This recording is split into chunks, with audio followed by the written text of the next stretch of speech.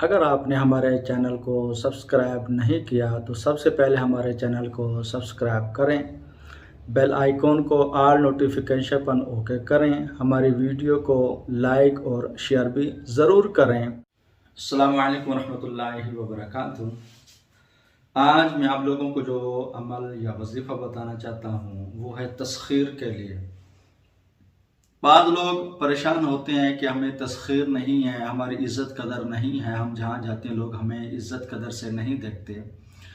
अगर किसी के साथ इस तरह के मसाइल हों तो उसको चाहिए या बासितु या वतूतु या बासितु या वतूतु को 1200 मरतबा रोज़ाना पढ़ा करे तो इंशाअल्लाह अल्लाह तबारक व तआला के फजल करम से तस्खीर होगी, यानी जहाँ कहीं भी जाएगा उसकी इज़्ज़त कदर होगी और लोग उससे प्यार मोहब्बत से पेश आएंगे। ये आमिलीन के लिए भी है, अगर वो इस अमल को जारी रखेंगे तो लोग उसकी तरफ रुजू करेंगे, उससे मोहब्बत करने उसकी तरफ बार बार आएंगे, उसको तस्खीर हासिल हो जाएगी। अस्सलामु अलैकुम रहमतुल्लाहि व बरकातुहू।